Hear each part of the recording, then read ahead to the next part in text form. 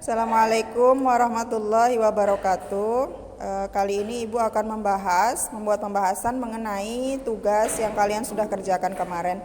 Ibu sudah memberikan kunci jawabannya, tapi kali ini Ibu akan jelaskan kembali supaya kalian mengerti. Jadi begini ya anak-anak.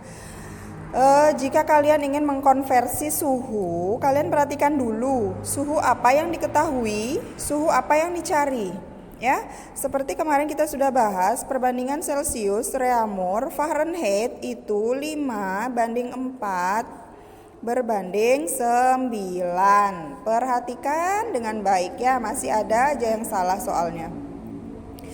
Nah, kalau dari Celcius ke Kelvin itu kalian tinggal jumlahkan dengan 273. Jadi ini perhatikan ya, ini kan sudah kita bahas kemarin. Jadi ini tugas kalian ini 40 derajat Celcius berapa Kelvin ya? Celcius ke Kelvin kalian tinggal jumlahkan dengan 273. Hasilnya 313 derajat Kelvin.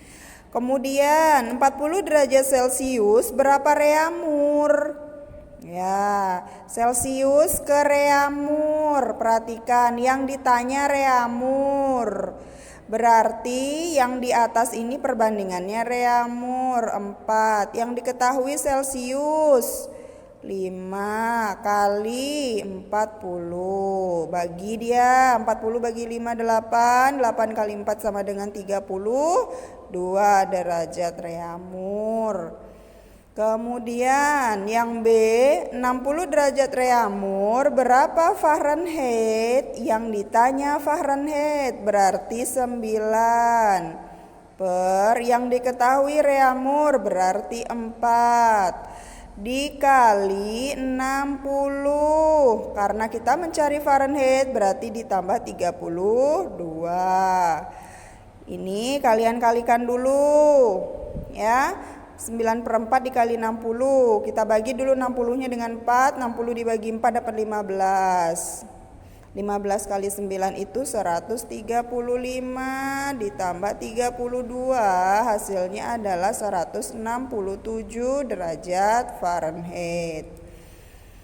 Kemudian Reaumur ke Kelvin nggak bisa, ubah dulu dia ke Celcius. Ya, dari Reaumur ke Celcius tadi ini jawabannya berapa kemarin? Ya, dirubah ke Celcius dulu. Jadi Reaumur ke Celcius itu, nah Celcius ditanya berarti 5.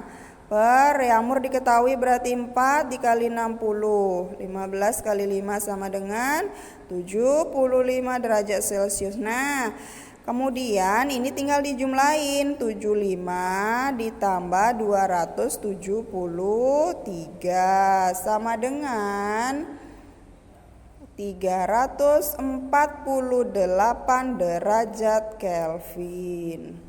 Udah ya.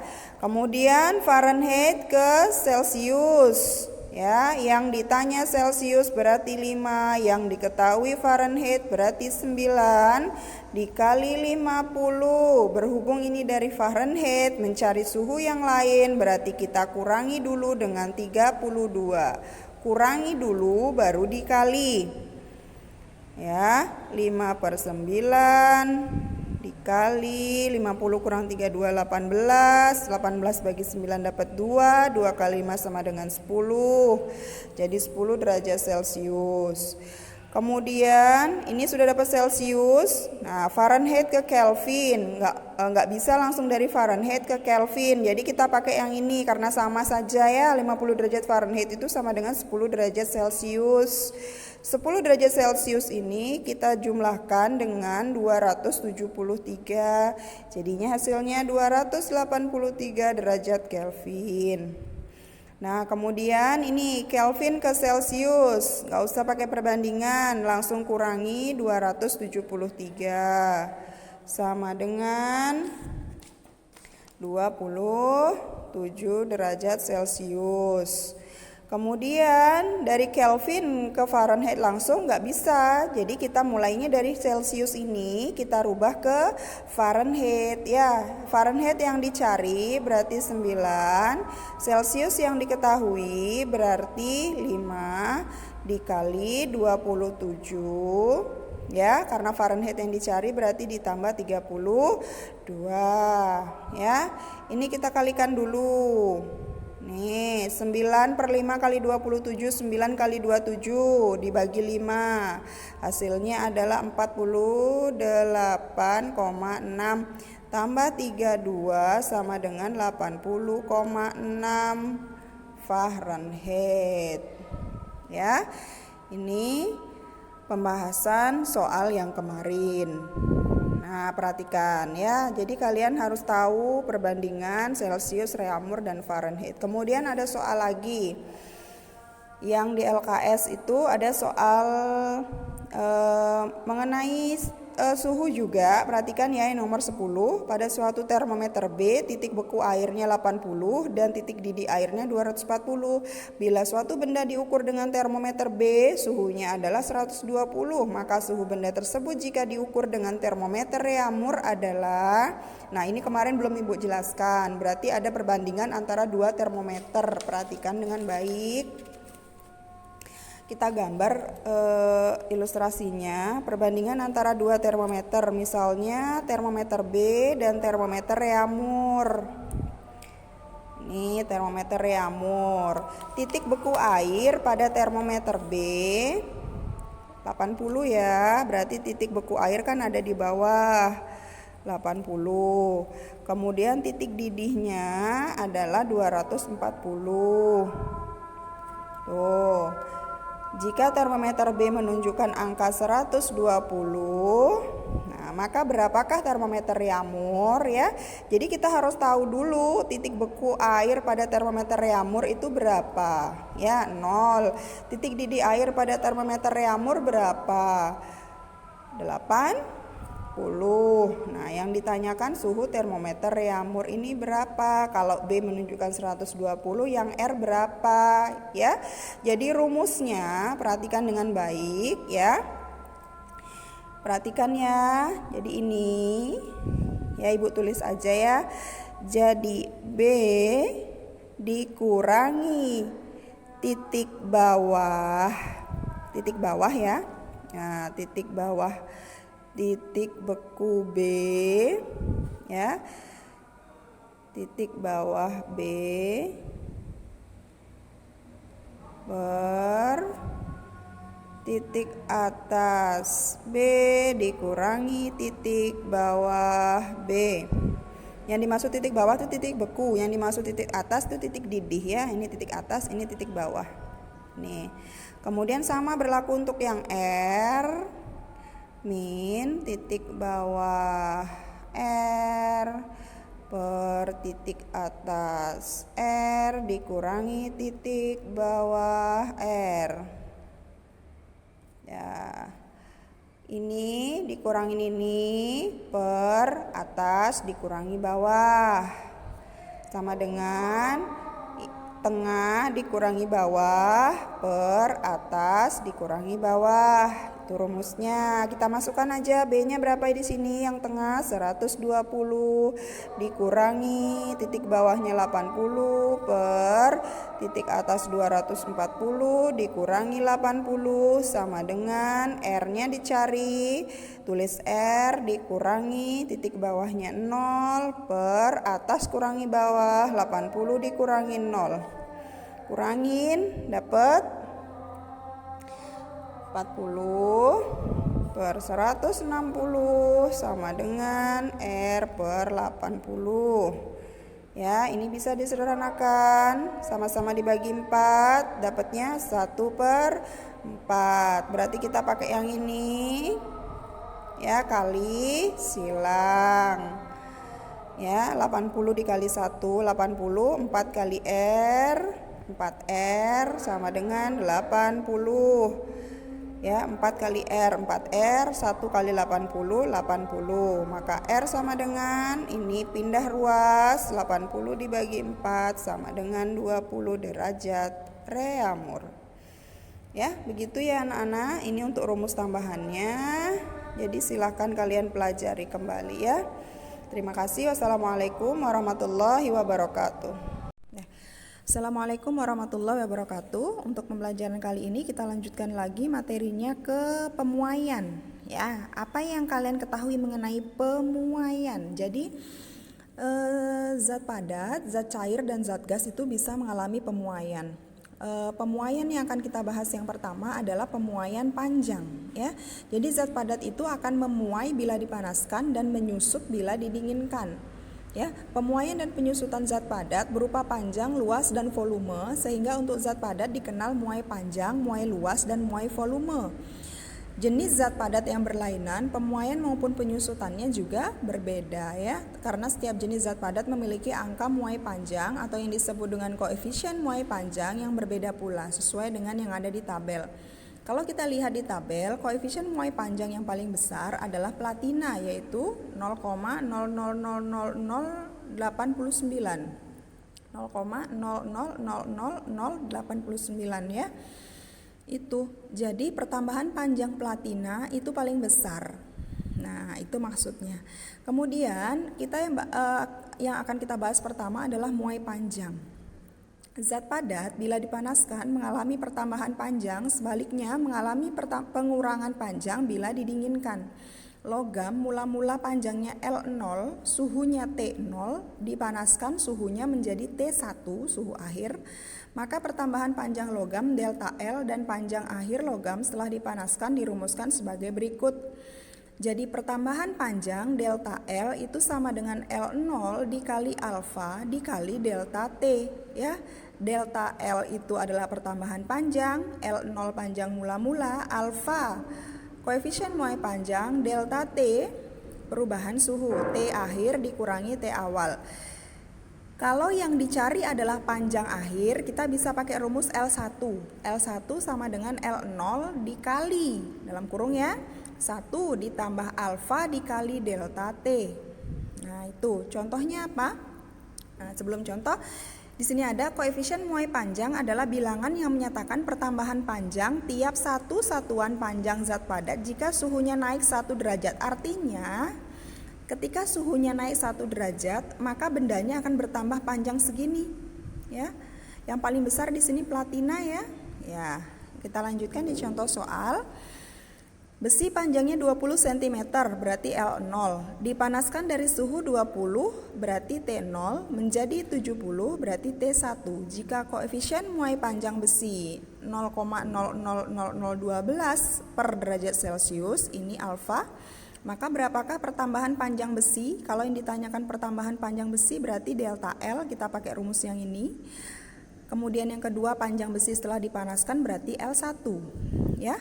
Kita tulis dulu diketahui L0 sama dengan 20, delta T perubahan suhu, T1 dikurangi T0, T1-nya 70, T0 20, 70 dikurangi 20 sama dengan 50, alfanya 0,0000012 per derajat Celcius. Untuk yang pertama ditanyakan delta L. Delta L sama dengan L0 ditambah alfa dikali delta T, 20 dikali 0,0000012 dikali 50 sama dengan, nah perhatikan di sini ya, kita kalikan dulu ini, 20 dikali 50, 1000, ya, 2 kali 5 10, tambahin nolnya 2, jadinya 1000. Kita bisa coret, 1000 itu ada 3 nol, jadi kita bisa coret 3 nol di sini. Ya, 1, 2, 3 ini kita bisa coret sehingga nolnya sisa 0,012 seperti ini ya. 0,012 tuh ya. Kemudian kalau yang ditanyakan L1 sama dengan L0 ditambah delta L. Ini bisa pakai rumus yang ini. Kalau mau pakai rumus yang ini nanti panjang lagi karena delta L-nya sudah diketahui, jadi kita bisa pakai rumus yang pertama. L0 ditambah delta L. L0-nya 20, delta L-nya 0,012, jadi tinggal dijumlahin jadinya 20,012 ya. 20,012. Perhatikan ya, menjumlahkan bilangan desimal seperti ini anggap 0,0 ya, walaupun nggak ditulis, harus lurus. Nah, seperti ini. Jumlahkan 2, 1, 0,02. Nah, 20,012 ya, harus lurus. Nah, kemudian yang kedua muai luas. Sebenarnya konsepnya sama ya, muai luas. Rumusnya bedanya di mana? Kalau luas dia dilambangkan dengan A, tadi kalau panjang L, kalau luas A, kemudian di sini koefisien muai luas bukan alfa, kalau ini beta, ya. Jadi di sini pakai beta, ya. Jadi beta itu 2 kalinya alfa, beta 2 kalinya alfa, ya. Nah, rumus yang lainnya hampir sama, cuman kalau L diganti A begitu saja, alfa diganti beta, begitu rumusnya, ya. Kalian bisa langsung ke contoh soal. Logam perunggu berukuran 0,2 cm kali 50 cm dipanaskan dari suhu 40 menjadi 90. Jika koefisien muai panjang perunggu sekian, hitunglah pertambahan luas perunggu. Berarti kalau pertambahan luas perunggu kita pakai rumus yang pertama ini, delta A sama dengan A0 luas mula-mula dikali beta dikali delta T. Ya, yang belum diketahui di sini apa? Luas A0-nya belum diketahui karena dalam masih berukuran 0,2 kali 50. Ini kita kalikan dulu. Kita kalikan dulu 0,2 kali 50, ya, ini bisa dicoret. Nah, 0,2 kali 50 ini bisa dicoret. Oh. 2 kali 5 10, ya. Jadi 10 cm persegi. Nah, delta T, T akhirnya 90 dikurangi T awal 40, 90 dikurangi 40, 50. Alfa, koefisien muai panjang perunggu. Yang diketahui alfa, bukan beta, ya. Yang diketahui alfa. Alfanya 0,000018, ya. Berarti betanya 2 kalinya alfa. Beta sama dengan 2 kalinya alfa, berarti 2 kali dari 0,000018. 0,00018 kali 2 berapa? 36, ya, per derajat Celcius. Ini dia betanya. Masukkan di rumus delta A. Jadi delta A sama dengan A0 dikali beta dikali delta T, ya. A0-nya kalau kita masukkan di sini, ya, 10, ya, A0 10 dikali betanya 0,00036 dikali delta T-nya di sini 50. Oke. 10 kali 50 500, ya. 500 dikali 0,00036 sama dengan, ini ada nolnya 2, bisa kita coret. Nah, gitu, ya. Jadi tinggal kita kalikan 5 dikali 36. Nah, hasilnya adalah di sini berapa? 36 dikali 5, jadi hasilnya adalah 0,018 cm persegi, ya. Nah, untuk luas perunggu setelah dipanaskan A1, A0 ditambah delta A. Jadi 10 ditambah 0,018 sama dengan 10,018, ya. Itu. Kemudian kita lanjut ke muai volume, ya. Kita lanjut ke muai volume. Jadi zat padat bila dipanaskan juga akan mengalami pertambahan volume, sebaliknya akan mengalami pengurangan volume jika didinginkan. Balok logam mula-mula volumenya V0 dipanaskan suhunya dari T0 menjadi T1. Ini sama, ya, sebenarnya rumusnya. Bedanya muai volume kita pakai gamma di sini. Koefisien muai volume gamma, koefisien muai luas beta, ya. Beta 2 kalinya alfa, gamma 3 kalinya alfa. Itu saja bedanya, ya.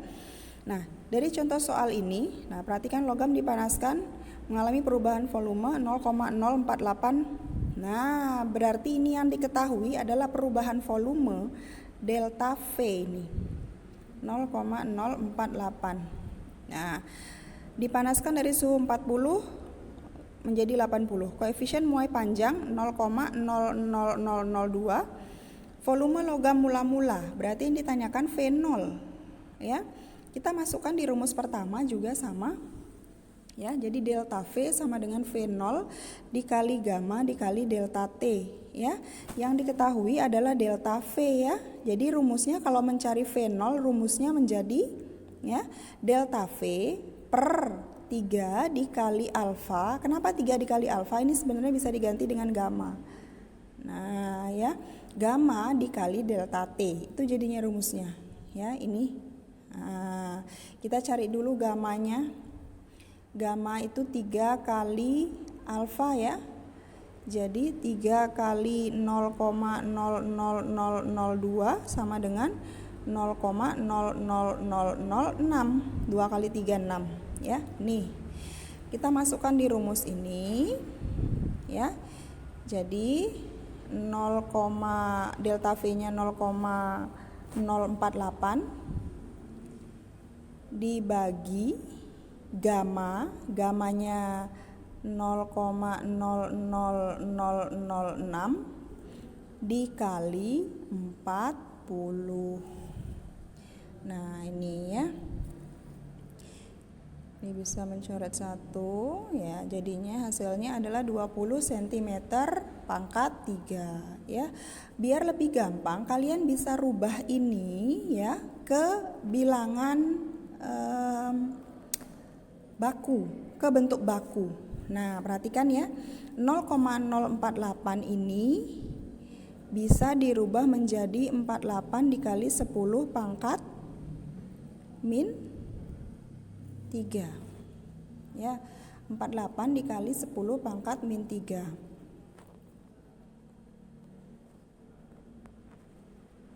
Kemudian ini yang bawah ini bisa dirubah menjadi 6 dikali 10 pangkat 1, 2, 3, 4 min 5. 6 dikali 10 pangkat min 5 ya. Dikali 40-nya 4 dikali 10 pangkat 1. Gitu. Jadinya yang atas ya 48 kali 10 pangkat min 3 per 6 kali 4 ini 24 dikali 10 pangkat min 4. Karena min 5 pangkat ketemu pangkat bisa, kalau pangkat bertemu perkalian pangkatnya bisa dijumlah. Min 5 ditambah 1 min 4 ya. 48 dibagi 24 dapat 2 ya. Kemudian dikali 10 pangkat min 3, pangkat ketemu pembagian, pangkatnya dikurangi. Jadi min 3 dikurangi min 4 sama artinya dengan min 3 ditambah 4 ya. Min 3 ditambah 4 sama dengan 1. Jadi 10 pangkat 1. 10 pangkat 1. 2 dikali 10 pangkat 1 sama artinya dengan 20. Tuh, kalau mau merubah menjadi bentuk baku lebih mudah dia mengerjakannya ya.